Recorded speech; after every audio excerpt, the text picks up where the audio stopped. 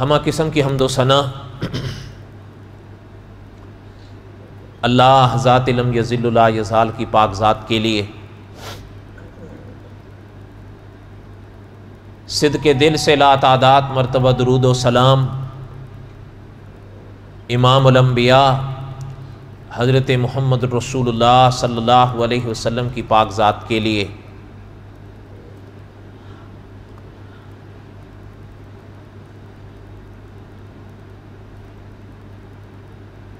علماء کے حکم کے مطابق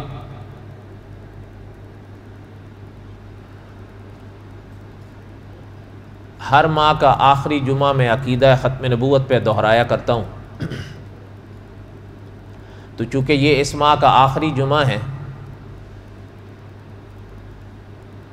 تو انشاءاللہ عقیدہ ختم نبوت کا وہ سبق جو میں نے پچھلے ماہ جہاں چھوڑا تھا وہاں سے آگے پڑھیں گے۔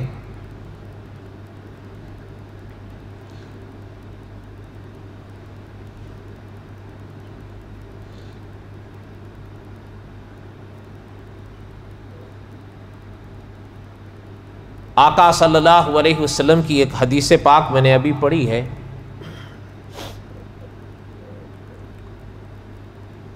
انہ سیکون فی امتی کذابون ثلاثون کلہم یزعم انہ نبی وانا خاتم النبیین لا نبی بعدی۔ یہ آپ صلی اللہ علیہ وسلم کی حدیث پاک بھی ہے، یہ آپ صلی اللہ علیہ وسلم کی پیش گوئی بھی ہے۔ اس حدیث پاک میں آپ صلی اللہ علیہ وسلم نے ایسے لوگوں کی پیش گوئی فرمائی جنہوں نے آپ صلی اللہ علیہ وسلم کے آنے کے بعد نبوت یا رسالت کے دعوے کرنے تھے۔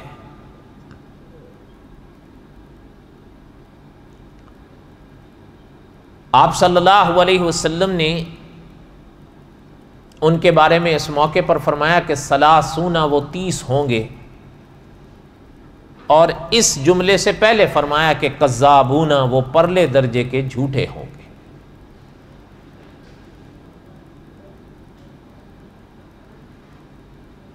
ایسے لوگ پھر آپ صلی اللہ علیہ وسلم کی حیات طیبہ کے جب آخری مرحلے تھے آنے شروع ہوئے۔ مولانا دلاوری رحمۃ اللہ علیہ نے ایسے لوگوں کے حالات پر پوری مستقل کتاب لکھی۔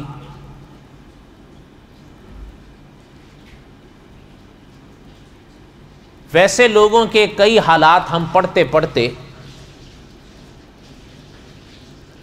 با یزید روشن جالندری تک آ گئے تھے، یہ بھی انہی لوگوں میں سے ایک تھا۔ اس کے ابتدائی حالات ہم نے پڑھ لیے، اگر آج وقت انشاءاللہ ہو گیا تو مکمل ہو جائے گا۔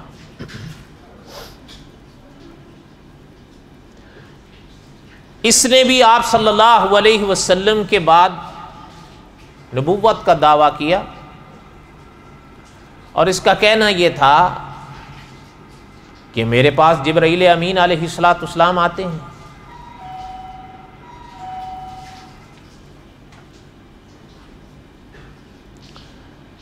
علماء نے لکھا ہے کہ آپ صلی اللہ علیہ وسلم کے بعد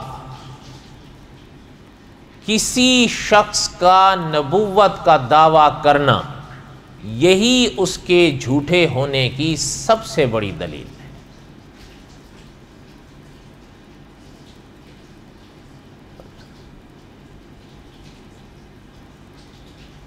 پھر اس کے ساتھ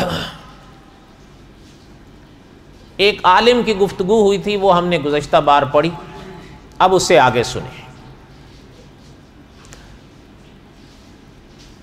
مولانا دلاوری رحمۃ اللہ نے لکھا ہے کہ مریدین یا اللہ تعالیٰ معاف فرمائے چیلے وغیرہ تو کافی جمع کر لیے اس نے، اور یہ بات میں نے کئی بار دہرائی ہے، اس کو اپنے ذہن میں رکھا کریں۔ ابھی بھی کئی لوگ پوچھتے رہتے ہیں کہ جی اگر وہ فلاں غلط ہے تو اس کو ماننے والے کیوں ہیں اتنے؟ یہ تو کوئی بات نہیں۔ علماء فرمایا کرتے تھے کہ جو فتنہ بھی مذہب کے نام پر اٹھے اسے ماننے والے ضرور ہوتے ہیں۔ یہ کوئی بات نہیں کہ جی وہ فلاں بیٹھا ہوا بیان کرتا ہے تو اس کے سامنے تو کل 10 تھے، آج 20 ہو گئے، 40 ہو جائیں، جو غلط ہے وہ غلط رہے گا۔ آج آپ دیکھ لیں کہ جنہیں عیسائی کہا جاتا ہے، بعض کو طرف تو دیکھیں تو وہ کہتے ہیں کہ مسلمانوں سے بھی شاید تعداد میں یہ زیادہ ہیں۔ ممکن ہے نہ ہو، لیکن لگ بھگ میں تو کوئی شک نہیں ہے۔ اور اس وقت تو ان کا طوطی بول رہا ہے۔ دنیا میں اگر آپ دیکھیں یا مسلمانوں کی حکومتیں ہیں یا ان کی حکومتیں ہیں،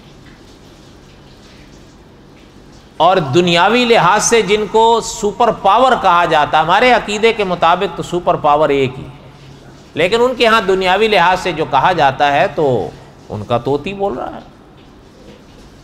ہر جگہ پہ انہوں نے اپنے پنجے گاڑ رکھے ہیں، ہمارے والے اور ہم بے بس ہیں۔ تو اس کا معنی یہ کیا ہو گیا کہ وہ صحیح ہو گیا؟ غلط غلط ہی رہتا ہے۔ اس لیے اکابر فرمایا کرتے تھے کہ کوئی بھی فتنہ مذہب کے نام پر اٹھے اسے ماننے والے ضرور ہوتے ہیں۔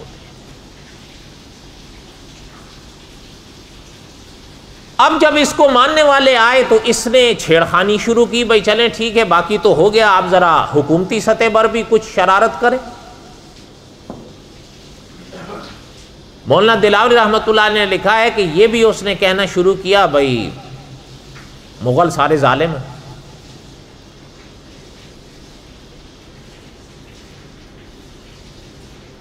اچھا، جب مغل سلطنت تک اس کی باتیں پہنچی، ان کا دور حکومت تھا، انہوں نے بھیجے کوئی لوگ بھی جا کے اس کو ذرا ٹھکانے لگاؤ۔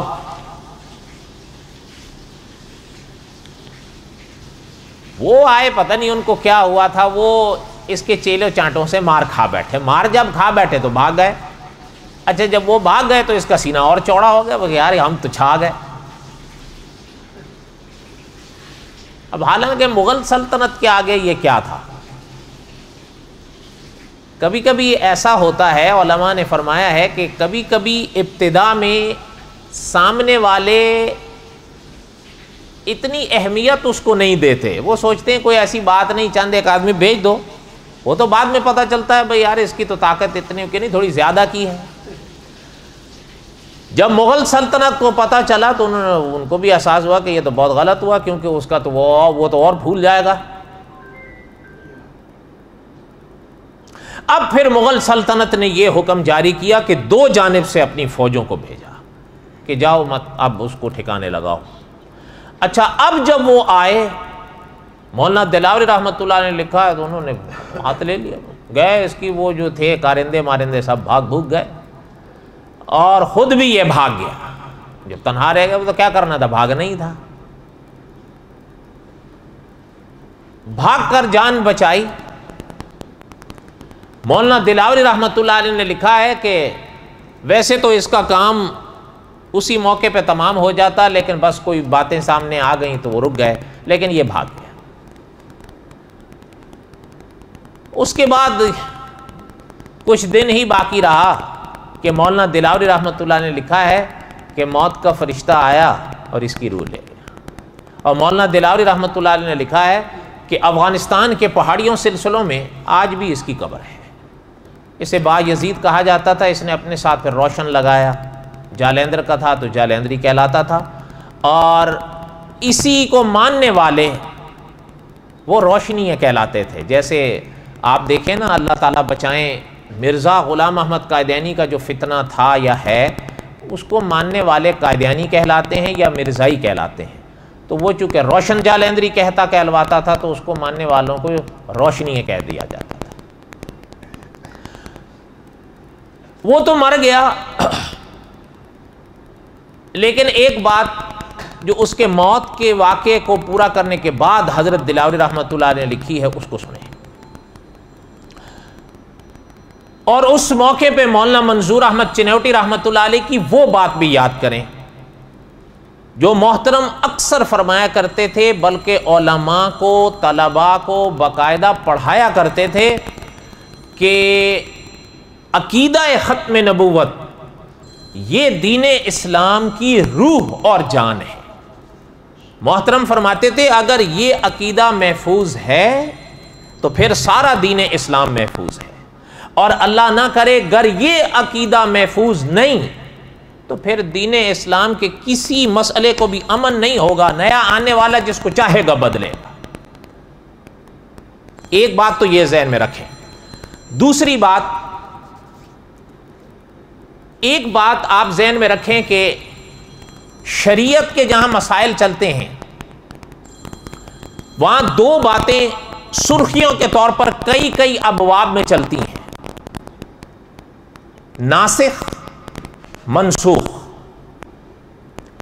پہلے ہو سکتا ہے کہ کوئی مسائل چل کے آ رہے ہوں، بعد میں مسائل ان کے برعکس آ جائیں تو ان کے کئی مقام ہوتے ہیں، ان میں سے ایک بڑا مقام جو ہے وہ منسوخ یا ناسخ والا ہوتا ہے کہ جو بعد میں آیا اس کو ناسخ مانا جاتا ہے، جو پہلا ہوتا ہے اس کو منسوخ مانا جاتا ہے۔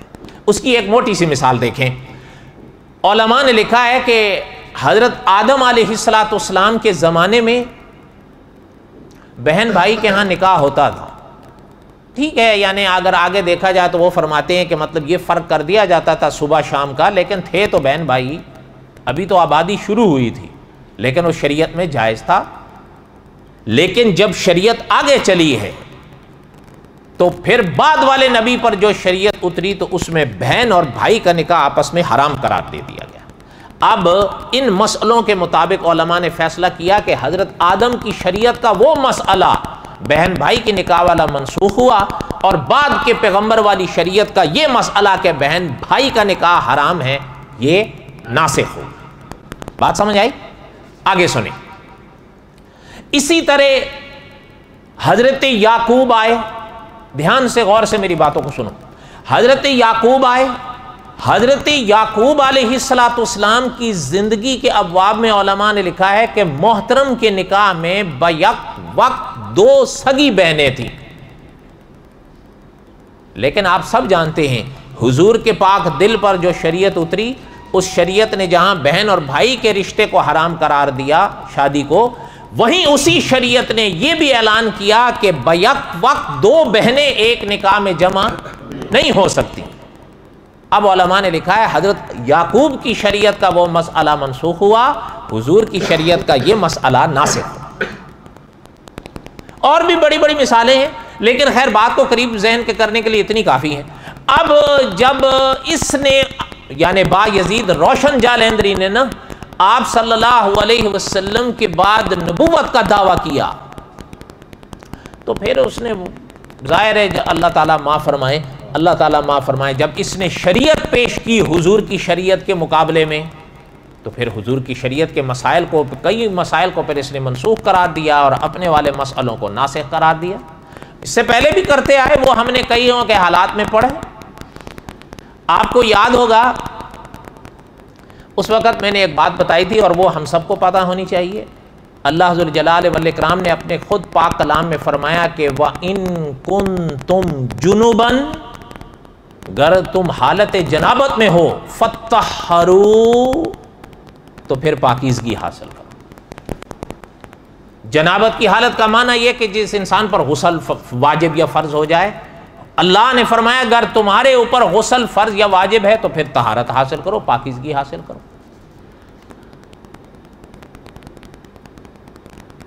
پاکیزگی کس شے سے حاصل کی جاتی ہے؟ پانی سے۔ اچھا آپ کو یاد ہوگا جلال الدین اکبر کے حالات میں میں نے ایک بات پڑھی تھی۔ ایک مسئلہ تو یہ تھا نا کہ حضور علیہ السلام کی شریعت کا یہ مسئلہ تھا کہ اگر آپ حالت جنابت میں ہو تو پاکیزگی حاصل کرو، طہارت حاصل کرو، اور طہارت حاصل کرو اچھی طرح خوب۔ اس کا معنی علماء نے لکھا ہے کہ جب غسل کرے تو انسان کو چاہیے کہ یہ ملے، تاکہ یہ بالوں کے نیچے بھی پانی اس کا جائے. ایسے نہیں ہے کہ یوں کھڑے ہو کے بس پانی بہا لو باہر آ جاؤ. جس جگہ اب ہو سکتا ہے اس طرح تو پھر کئی وجود کے حصے خشک رہ جائیں گے نا. اچھا اب آپ کو یاد ہوگا جلال الدین اکبر کے حالات جب میں نے پڑھے تھے، اس نے بھی حضور کی شریعت کے سامنے اپنے مسائل پیش کیے تھے. حضور کی شریعت کا یہ مسئلہ ہے نا کہ انسان پر حالت جنابت طاری ہو تو پھر غسل کرے. تو پتہ یہ چلتا ہے ملن پہلے ہوگا یا غسل پہلے ہوگا؟ ملن پہلے ہوگا نا، پھر غسل ہوگا. اچھا اس نے الٹ کیا، اس نے کہا نہیں نہیں پہلے غسل کرو پھر ملن کرو. وہ میں نے اس وقت پڑھا تھا، شاید آپ کو یاد ہوگا. میں نے کہا نہیں نہیں پہلے غسل ہونا چاہیے. بھائی دیکھیں ایک مسئلہ یہ ہوتا ہے جو علماء نے فرمایا ہے کہ انسان کو چاہیے کہ یعنی صفائی کے لحاظ سے اگر کام وغیرہ کر آیا ہے، باہر سے آیا ہے، تو صفائی کے لحاظ سے، نفاست کے لحاظ سے غسل کر لے، اچھی بات ہے. لیکن فرض واجب تو کسی نے نہیں اس کو قرار دیا ہے. وہ کرنا چاہیے کہ انسان صاف ستھرا ہو جائے. تو اب لیکن اس نے جب مسئلہ بنے نے کہا نہیں پہلے جو ہے نا وہ اپنا غسل کرو پھر میں. حضور کی شریعت کا مسئلہ یہ تھا کہ پہلے ملن ہے پھر غسل، انہیں الٹ کر دی. اب حضرت چنوٹی صاحب رحمۃ اللہ علیہ کی وہ بات یاد کریں کہ اگر عقیدہ ختم نبوت محفوظ ہے تو پھر سارا دین محفوظ ہے. اچھا اس طرح اب یہ آیا با یزید روشن جالندری. اب اس نے دیکھا نا کہ قرآن مقدس میں ہے وَإِن كُنتُمْ جُنُبًا فَاتَّطَهَّرُوا، یہ حضور کی شریعت کا حکم تھا. اس نے کہا نہیں پانی سے غسل کی ضرورت نہیں ہے. ٹھیک ہے جی کس شے سے ہوا؟ انہوں نے کہا نہیں غسل تو کرنا ہے لیکن پانی سے ضرورت نہیں ہے. اچھا جی پھر کس سے کرنا ہے؟ انہوں نے کہا ہوا لگے گی انسان خود بخود پاک ہو جائے. آسانیاں ہوتی ہیں. اور اللہ تعالیٰ محف فرمائے نفس انسان کا آسانی پسند ہے. اس لیے علماء نے فرمایا ہے کہ جنت اوپر ہے. قرآن و حدیث کے ذخیرے پڑھنے سے پتہ چلتا ہے جنت اوپر ہے، دوزخ نیچے ہے. اور قاری طیب صاحب رحمۃ اللہ علیہ وہ محتمم دارالعلوم دیوبند فرمایا کرتے تھے کہ قیامت کی آواز پر جب یہ پردے ہٹیں گے تو انبیاء علیہ الصلوۃ والسلام نے یہ جو باتوں کی خبریں دی ہیں پھر سب کچھ آنکھوں سے نظر آئے گا. ابھی تو قدرت نے پردے ڈال رکھے ہیں نا، پھر جب یہ پردے ہٹیں گے پھر جنت بھی نظر آئے گی، پھر دوزخ بھی نظر آئے گی. لیکن تب مشاہدہ ہوگا، ایمان نہیں ہوگا. ایمان بن دیکھے کے ماننے کا نام ہوتا ہے. قاری طیب صاحب رحمۃ اللہ علیہ فرماتے تھے کہ جب یہ پردے ہٹیں گے تو پتہ یہ چلتا ہے کہ اللہ کے حکم سے جنت کو کچھ نیچے لایا جائے گا اور دوزخ کو اوپر لایا جائے گا.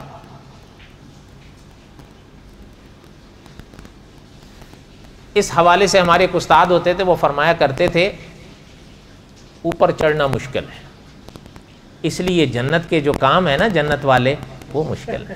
ایسا ہی ہے نا. اور دوزخ نیچے ہے، آدمی نیچے بھاگ بھاگ کے چل جائے اس کو پتہ ہی نہیں چلتا. صحیح بات ہے یا غلط بات؟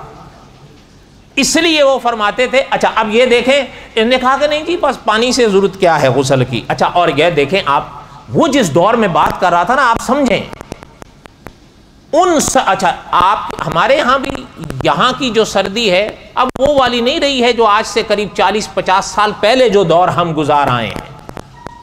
یہ جو ہماری نئی پیڑھی ہے انہوں نے وہ سردی نہیں دیکھی.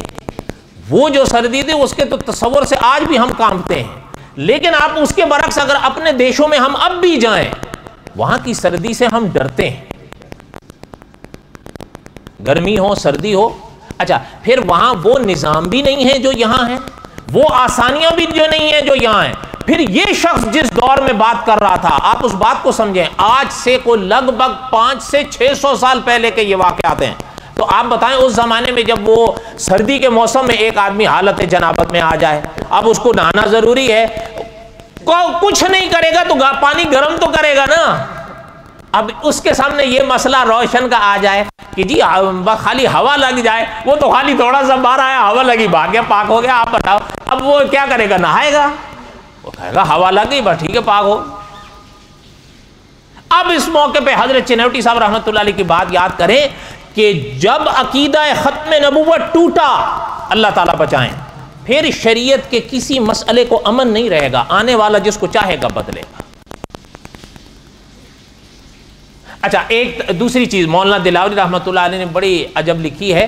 محترم نے لکھا ہے کہ نماز پڑھتا تھا، اس کی تاریخ پڑھنے سے پتہ چلتا ہے نماز پڑھتا تھا، ایسا نہیں ہے کہ نماز نہ پڑھتا، نماز پڑھتا تھا، لیکن ہاں نہیں، قبلے کا قائل نہیں تھا۔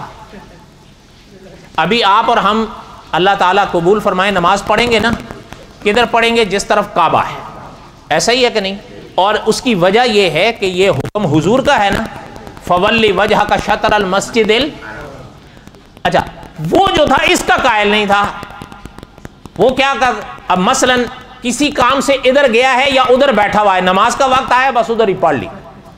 اگر اس طرف کسی کام سے گیا یا کسی وجہ سے اس طرف رخ کیا ہوا، نماز کا وقت ہوا، اٹھ گیا، ادھر پڑھ لی، ادھر پڑھ لی، ادھر پڑھ لی، ادھر آ گیا رخ تو پڑھ لی، ورنہ ادھر سے منہ ادھر نہیں کرنا ہے۔ اچھا، لوگوں نے کہا بھئی یہ کیا ہے؟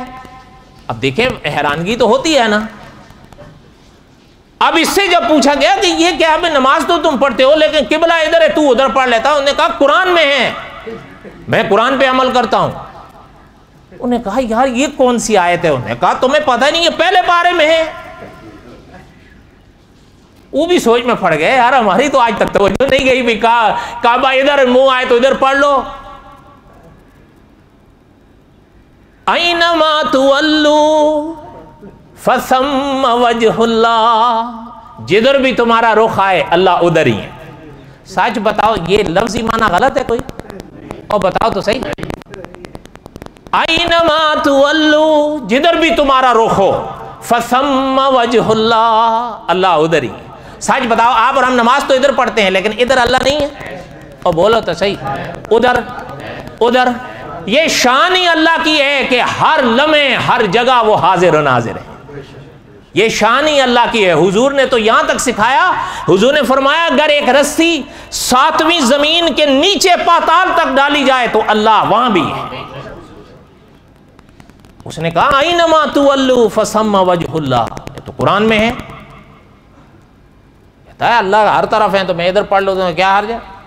مولانا امین اکاڑوی رحمۃ اللہ علیہ فرماتے تھے یاد رہا کرے قرآن مقدس کی یہ آیات برحق ہیں، ان پاک آیات کے معنی یہ لوگ غلط کر دیتے ہیں، ان کے مفہوم کو غلط کر دیتے ہیں۔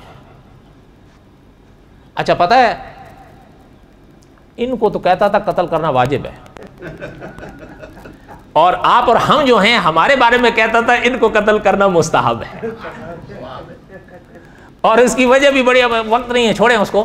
اچھا جب اس سے پوچھا گیا کہ بھئی تم جو ہے ان کے بارے میں تو یہ تو کہیں حضور نے نہیں حضور نے فرمایا نہیں، ان کے آگے آپ اسلام پیش کرو، ان کی مرضی مانے نہ، اس سے زیادہ کی بات نہیں ہے، آپ ان کو قتل نہیں کر، جہاد کے احکامات اپنے ہیں، وہ تو کہے ان کو، اچھا ان کو کہا یہ کیا ہے، کہتا قرآن میں ہے۔ وہ بھی حیران ہوئے یار قرآن پاک میں کون سی آیت ہے؟ انہوں نے کہا قرآن میں نہیں آتا اولئک کالانعام بل ہم اضل، اولئک یہی ہیں وہ لوگ، کالانعام جو جانوروں کی طرح ہیں، بل ہم اضل بلکہ ان سے بھی گئے گزرے ہوئے ہیں۔ کہتا ہے اچھا اب آپ بتاؤ اس آیت کا ان کو قتل کرنے سے کیا تعلق ہے؟ کوئی؟ اب یہ سارے الزامات اور غلط بیانات وہ قرآن پر لگا رہا ہے۔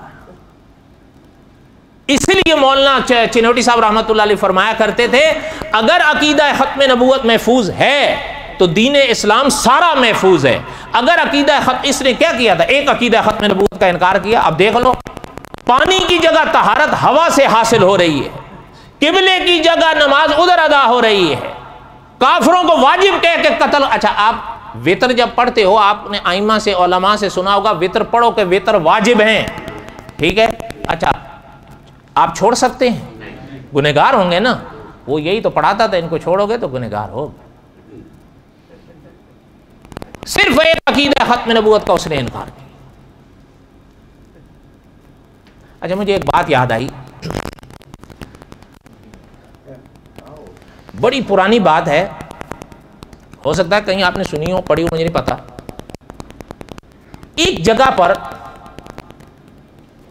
ایک پروفیسر صاحب آئے، سننا بات، ایک پروفیسر صاحب آئے تو وہ قادیانی مذہب کا تھا، اور یہ لوگ عام طور پر، حقیقت یہی ہے، یہ لوگ عام طور پر اپنے قادیانی دھرم کو اتنا جانتے ہیں جتنا آپ اور میں اپنے دین اسلام کو نہیں جانتے۔ وہ اپنے اسٹوڈنٹ کو جب پڑھاتا تھا، جہاں اس کو موقع ملتا تھا نا، وہ قادیانیت کی پھونکے ان کے کان سے متاثر ہونے شروع ہو گئے۔ جب متاثر ہونے شروع ہوئے تو بات بگڑنی شروع ہوئی کہ یہ کیا ہے۔ اب وہ بات آگے بڑھنے چلی، بات آئی ایک مرزا قادیانی کے چند حوالوں تک کہ اس نے یہ لکھا، اس نے وہ لکھا۔ اس پروفیسر نے کہا کہاں لکھا ہوا ہے، بتاؤ ہماری کتابوں۔ تو جو مسلمان تھے انہوں نے ہمارے علماء کی کتابوں کو پیش کیا کہ دیکھو انہوں نے یہ لکھا ہے، قادیانی کی اس کتابوں کے ان صفحات پہ یہ لکھی ہوئی ہیں۔ انہوں نے کہا کھول کے دیکھ لو۔ وہ نہ ملی، حوالے نہ ملے اس کی کتابوں میں۔ وہاں کوئی مولوی صاحبان ڈھونڈے گئے تو شاید وہ میری طرح ہوں گے، انہوں نے کہا جی ان لوگوں نے کتابوں سے نکال دی۔ گویا کہ تصدیق ہو گئی کہ قادیانیوں کی کتابوں میں وہ باتیں نہیں ہیں جو ہمارے علماء نے، گویا تصدیق ہو گئی نا، چلو یہی کہہ دیا کہ انہوں نے نکال دیے، لیکن تصدیق تو ہو گئی۔ یہ باتیں چلی رہی تھی کہ وہاں مولانا محمد امین اکاڑوی آئے، کسی کام سے گئے، وہاں ان کے پاس ایک صاحب آئے تو انہوں نے یہ ماجرا مولانا کو سنایا، تو مولانا نے فرمایا کہ ایسی بات نہیں، حوالے تو ہیں ان کی۔ جی یہاں مولوی صاحبان کو جیسے وہ کہتے ہیں نہیں، حضرت نے فرمایا ایسی بات نہیں ہے، مجھے لا کر دکھاؤ۔ اچھا انہوں نے جب وہ محفل وہاں لگی تو حضرت کو جب قادیانی کی کتابیں دی، حضرت نے وہ سارے حوالے نکال کے دے دیے کہ دیکھ لو۔ تو وہ ایک لڑکا بیٹھ کے حضرت کے پاس کہنے لگا کہ حضرت یہ صفحات نہیں، حضرت نے فرمایا ایڈیشن الگ چھپنے سے صفحات الگ ہو جاتے ہیں، یہ کون سی بات ہے؟ ممکن ہے پرانے ایڈیشن میں ایک بات صفحہ 21 پر ہو، نئے ایڈیشن میں وہ بات صفحہ 25 پر ہو، یہ تو کوئی بات نہیں، بات ہونی چاہیے۔ بات سمجھ آئی؟ انہوں نے کہا کہ حضرت اب تو پھر ہماری چاندی ہی چاندی، آپ بات کریں اس سے۔ حضرت نے فرمایا میں بات کروں گا لیکن شرط ہے کہ جی کیا؟ اس سے جا کر کہو کہ پرائمری اسکول کا ایک ماسٹر آیا ہے، اس کو یہ نہیں کہنا کہ مولوی آیا ہے۔ تو کہا ٹھیک ہے، یہ سائنس مولانا پڑھاتے تھے پرائمری اسکول میں۔ انہوں نے جا کر اپنے پروفیسر سے یہ بات کی تو اس نے جب یوں دیکھا تو انہوں نے کہا دیکھو میں مولوی سے بات نہیں کروں گا، یہ ٹھیک نہیں ہوتے۔ انہوں نے کہا نہیں مولوی نہیں ہے، پرائمری اسکول کا ماسٹر ہے۔ انہوں نے کہا ہاں پھر ٹھیک ہے، پھر لے۔ اچھا وہ آ گئے، مولانا امین اکاڑوی رحمۃ اللہ علیہ جب وہاں داخل، اب اس کو کیا پتا تھا کہ یہ تو پہاڑ ہے، اور مولانا کی سادگی کا یہ عالم تھا کہ جنہوں نے مولانا کو دیکھا ہے وہی بتا سکتے ہیں۔ مولانا جب آئے، مولانا جیسے ہی آئے تو مولانا وہاں پر، اچھا جیسے ہی محفل میں آئے بیٹھے اور وہ لوگ بھی بیٹھے نا، تو وہ جو پروفیسر تھا اس نے رونا شروع کر دیا۔ اچھا رو رو کے پوری محفل اس نے مٹھی میں کر لی۔ حضرت بھی حیران ہو گئے، وہ سارے حضرت کو دیکھیں، حضرت اس کو دیکھیں۔ اب وہ دھڑلے رو رو کے، اچھا رونا اس کا تھوڑی دیر میں بند ہوا تو پروفیسر صاحب کیوں رو رہے ہیں، خیر تو ہے؟ اس نے کہا کہ صاحب دیکھو میں روؤں نہیں تو کیا کروں، اللہ تعالیٰ میری عبادت، اپنے بارے میں کہا میری عبادات کو قبول کرے، میں فجر سے عشاء تک 5 نمازیں پڑھتا ہوں، تہجد بھی پڑھتا ہوں، اشراق بھی پڑھتا ہوں، روزے بھی رکھتا ہوں، زکوٰۃ بھی دیتا ہوں، آج تک میں نے کبھی حرام کاری نہیں کی، پھر بھی آپ کا یہ ماحول مجھے کافر کہتا ہے، یہ ساتھ بیٹھے ہوئے یہ کہتے ہیں تو کافر۔ مولانا اس کو دیکھنے لگے، کہنے لگے مولانا آپ ناراض، یہ کہنے لگا ماسٹر صاحب، اس کو کیا پتا تھا، کہتا ہے ماسٹر صاحب ناراض نہیں ہونا، ساتھ یہ لوگ جانتے ہیں ایک رہتا ہے کبھی نماز نہیں پڑھتا، جمعہ تک نہیں پڑھتا، حرام کاری حرام خوری نوشی اس نے نہیں چھوڑی، لیکن آپ کا ماحول کہتا ہے وہ مسلمان ہے۔ پھر رونا شروع کر دیا مولانا۔ اچھا جب اس کو چپ کرایا تو مولانا اس کو کہنے لگے کہ ہے تو بڑا فنکار آدمی، تو نے تو رو رو کے ساری محفل اپنی مٹھی میں کر لی ہے۔ اور پھر آگے سے پتہ ہے مولانا کو کہتا ہے میں بڑا دکھی ہوں جی۔ حضرت فرماتے یار میں تجھ سے بھی زیادہ دکھیا ہوں، اللہ کا شکر ہے کہ آج 2 دکھیوں کو اللہ نے اکٹھا کر دیا ہے، تیرا رونا میں نے سنا ہے، اب میرا رونا تو سن۔